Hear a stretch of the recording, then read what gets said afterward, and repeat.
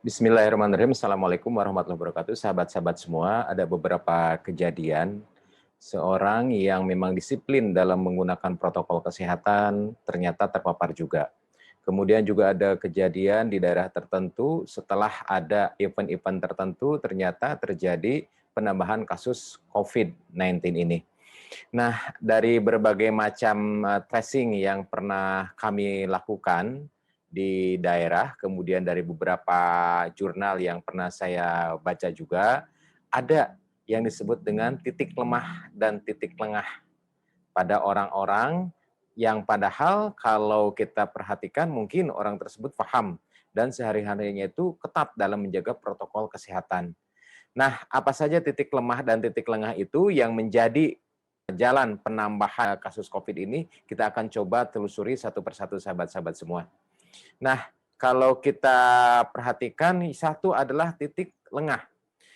Ketika seseorang bertemu dengan koleganya, teman akrabnya, atau misalnya adiknya, kakaknya dari kota lain, begitu ya, beranggapan bahwa ini kan adik, ini kakak, ini ibu gitu ya. Ini juga misalnya saudara begitu. Ini juga teman akrab.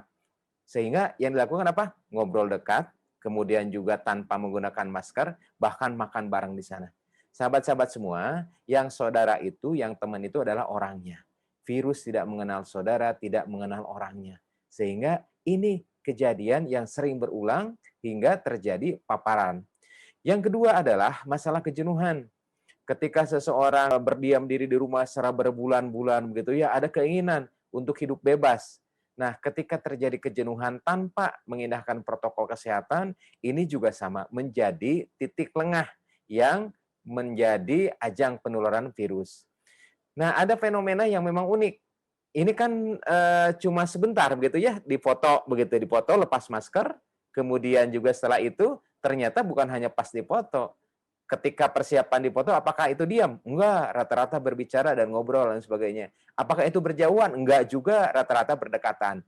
Nah, dari beberapa pengalaman, ketika beberapa event mengadakan foto-foto bareng, ini juga menjadi titik lengah yang menjadi sumber penularan. Nah, hal yang terbesar adalah makan bareng. Sahabat-sahabat semua, ketika makan bareng ada dua hal yang di sini yang jadi perhatian. Yang pertama sudah pasti masker dibuka. Yang kedua adalah ketika makan bareng rata-rata itu tidak diam tapi ngobrol. Ini juga menjadi titik lengah, apalagi ketika makan bareng umumnya jaraknya berdekatan. Terbukti beberapa kasus termasuk beberapa pejabat terpapar karena acara prosesi makan bareng. Demikian juga titik lengah yang kelima yaitu kongkow, ngobrol-ngobrol begitu ya karena kejenuhan. Ini juga sama menjadi titik lengah yang menjadi sumber penularan dan penyebaran. Yang keenam adalah event. Ketika ada acara tertentu, apakah itu acara umum, apakah acara keagamaan, apakah hajatan, ini di beberapa daerah terbukti telah menambah penyebaran dan penambahan virus corona ini.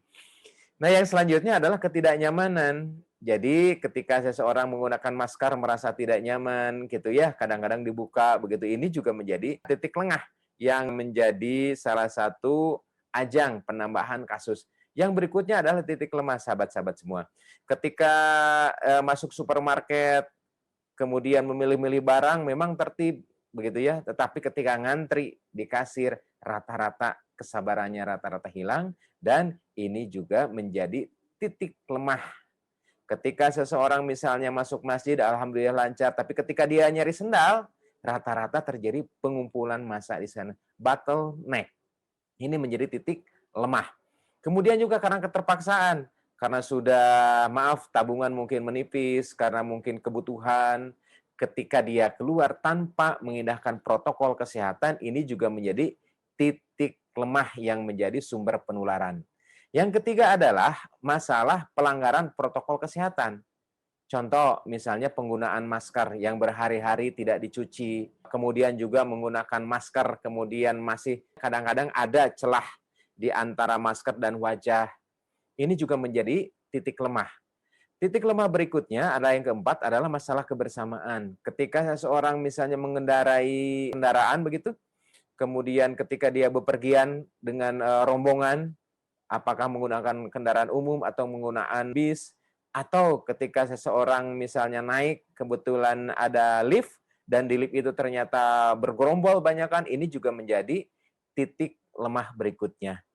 Nah, titik lemah berikutnya yang kelima adalah masalah ilmu yang kurang update, begitu. Sehingga ilmu yang kurang update ini menjadi titik lemah yang menjadikan seseorang itu salah dalam bertindak. Titik lemah berikut adalah masalah imunitas diri. Ketika seseorang mempunyai sistem pertahanan tubuh yang lemah, ini akan memudahkan orang tersebut untuk terjangkit virus SARS-CoV-2 ini yang mengakibatkan COVID-19. Nah, titik lemah yang ketujuh adalah kelelahan. Apakah itu kelelahan fisik, atau kelelahan batin, atau kelelahan mental yang tidak diimbangi dengan istirahat dan masukan energi. Itulah 7 titik lemah dan 7 titik lengah. Semoga dengan mengetahui 7 titik itu, kita bisa lebih waspada untuk menghindari serangan COVID atau terjangkitnya COVID-19 ini. Assalamualaikum warahmatullahi wabarakatuh.